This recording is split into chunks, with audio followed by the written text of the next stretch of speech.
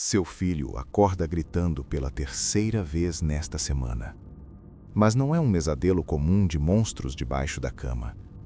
Ele grita palavras em japonês, uma língua que você nunca ensinou. Ele desenha aviões de guerra com detalhes técnicos impossíveis para uma criança de 4 anos. Quando você pergunta de onde vêm essas imagens, ele olha nos seus olhos e diz: "Eu já morri antes, mamãe. As chamas, eu não consegui sair." Você sorri nervosamente. Imaginação infantil, certo? Mas então ele menciona nomes, lugares, datas. Você pesquisa e descobre que cada palavra saiu da boca do seu filho é verdadeira. Cada nome pertenceu a alguém real, alguém que morreu décadas antes do seu nascimento. E agora a pergunta que não deixa dormir: o que mais está escondido na mente da criança que você colocou no mundo?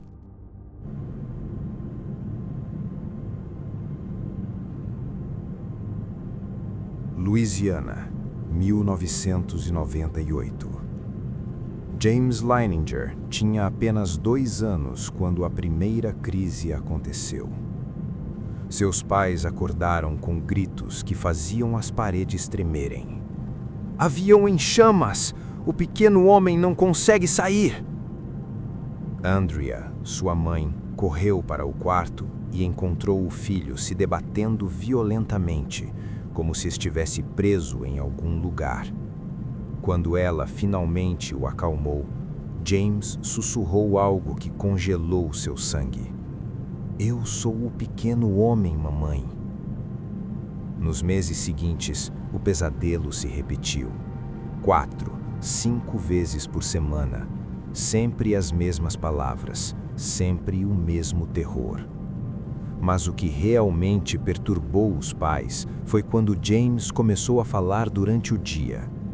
Ele pegou um avião de brinquedo que a mãe havia comprado e apontou para algo sob as asas. Andrea disse: "Olha a bomba!"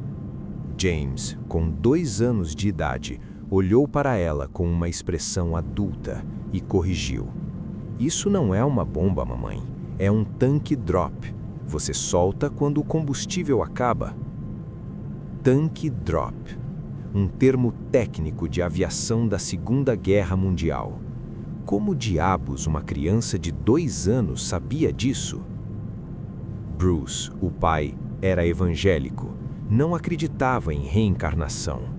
Pensou em possessão, pensou em doença mental, pensou em tudo, menos na verdade que estava prestes a descobrir. James mencionou um nome: Natoma. Dizia que decolava de lá. Bruce pesquisou. USS Natoma Bay, um porta-aviões real que operou no Pacífico durante a Segunda Guerra. Então James mencionou um amigo. Jack Larson, ele também voava comigo. Bruce mergulhou nos arquivos militares.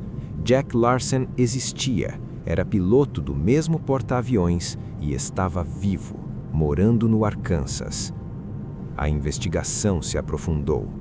James desenhou o cockpit de um Corsair F-4U com precisão assustadora, incluindo o painel de instrumentos.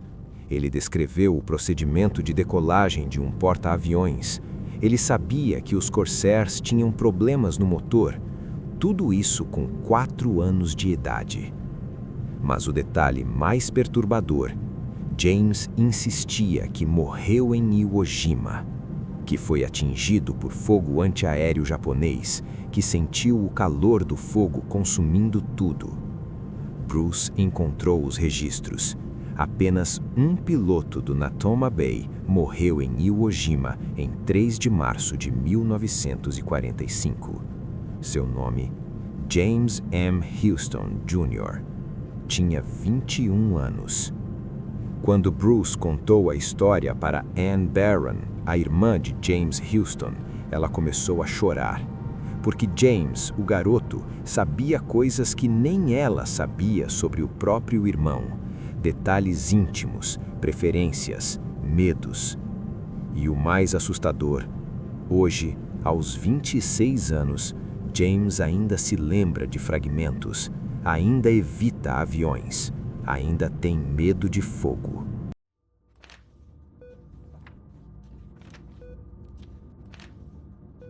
Agora, vamos para a Turquia, porque alguns casos não trazem apenas memórias, eles trazem marcas físicas.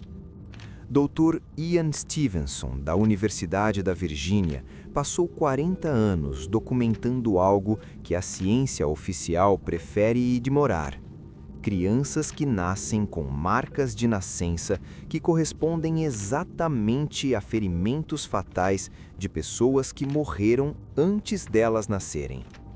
Um dos casos mais perturbadores envolveu um menino em uma vila remota da Turquia. Ele nasceu com uma marca de nascença estranha, uma depressão irregular na lateral da cabeça, próxima à orelha. Os pais não deram muita atenção, até o menino começar a falar. Com 3 anos, ele insistia que tinha outra família, que morava em uma vila vizinha, que tinha outro nome e que sua vida anterior havia terminado de forma ruim. Os pais, inicialmente céticos, decidiram investigar. Foram até a vila que o menino descreveu.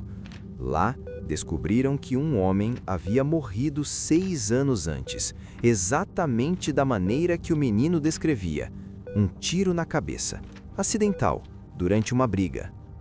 Quando o Dr. Stevenson obteve os registros médicos e comparou com a marca de nascença do menino, ele ficou em silêncio por vários minutos. A localização era idêntica, o formato correspondia ao calibre da munição, a profundidade da cicatriz no crânio estava documentada no relatório de autópsia. Não era uma coincidência vaga, era uma reprodução. Stevenson catalogou mais de 200 casos assim, crianças com marcas lineares no pescoço e memórias de enforcamento, crianças com manchas irregulares no peito e lembranças de tiros fatais. A pergunta que Stevenson deixou sem resposta e que continua assombrando pesquisadores é simples e aterrorizante. Se a consciência sobrevive à morte, ela também carrega as feridas.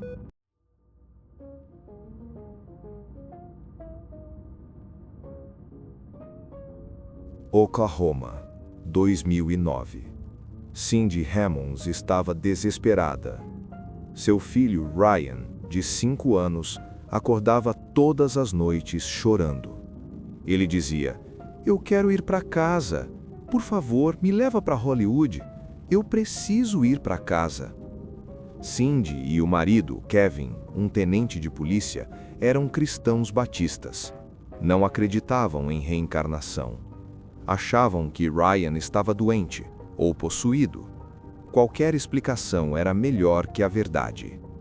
Mas Ryan não parava. Ele descrevia uma casa enorme com piscina gigante em uma rua com a palavra rock no nome.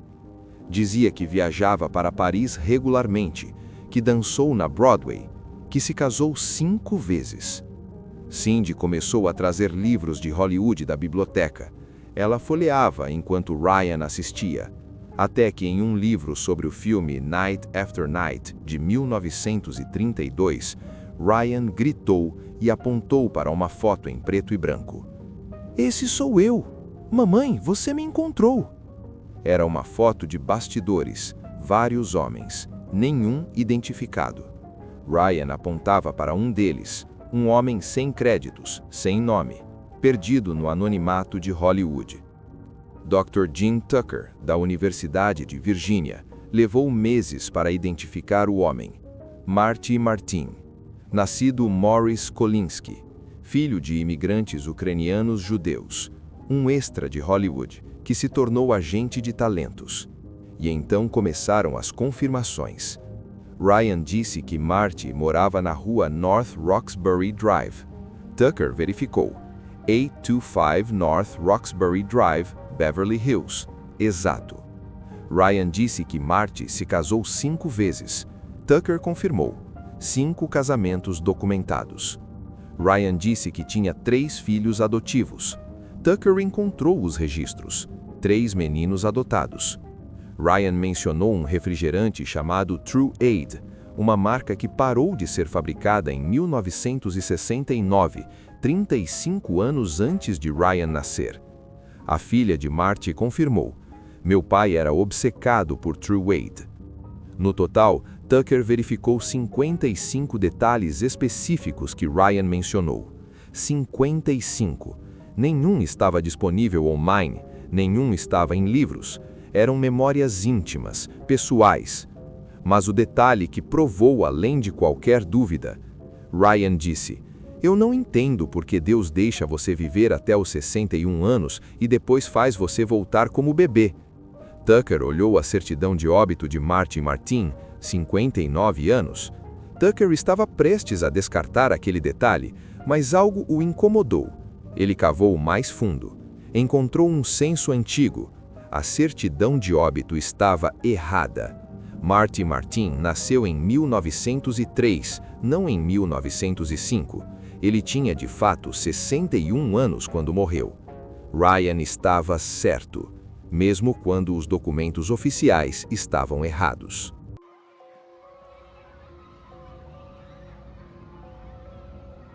Inglaterra, 1957.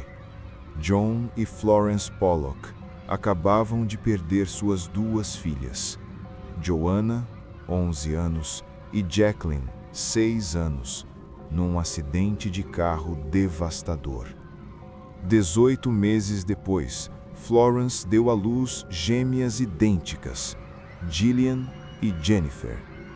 Quando as meninas tinham 4 meses, Florence notou algo impossível.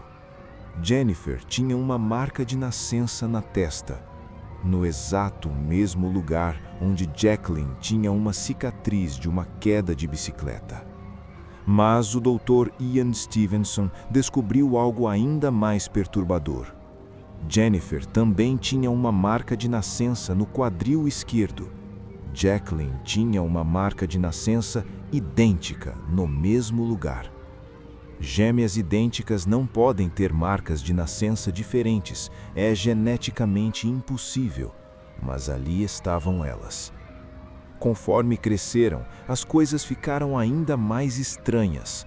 Aos 3 anos, as meninas nunca tinham visitado a cidade onde as irmãs morreram, mas quando os pais as levaram lá pela primeira vez, elas começaram a guiar o caminho.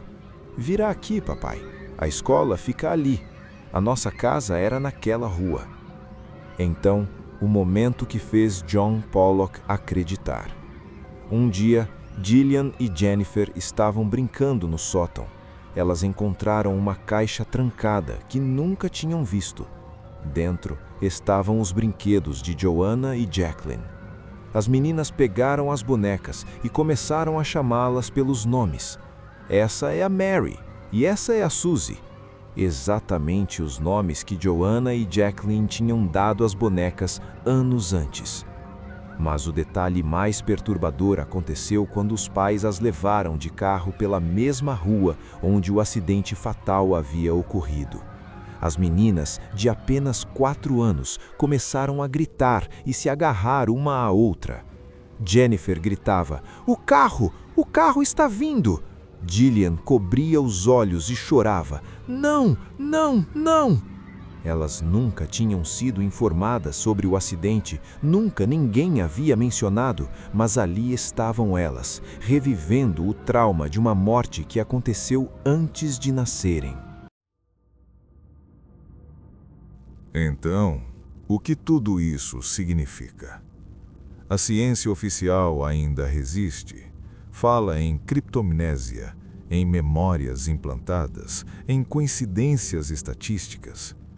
Mas quando uma criança de 2 anos descreve com precisão cirúrgica o interior de um cockpit de um avião que não voa há 80 anos, quando um garoto identifica 55 detalhes íntimos de um ator anônimo morto 40 anos antes de ele nascer, quando gêmeas idênticas carregam marcas de nascença de irmãs mortas, em algum ponto, a coincidência deixa de ser uma explicação razoável. Talvez, apenas talvez, a consciência seja algo muito maior do que imaginamos. Talvez ela não esteja presa ao cérebro. Talvez ela seja transferível, contínua, eterna. E se for verdade, isso muda tudo. Muda como vemos a morte, muda como tratamos os vivos, muda o significado de fim. Porque se essas crianças estão dizendo a verdade, se elas realmente voltaram, então a pergunta não é mais: existe vida após a morte?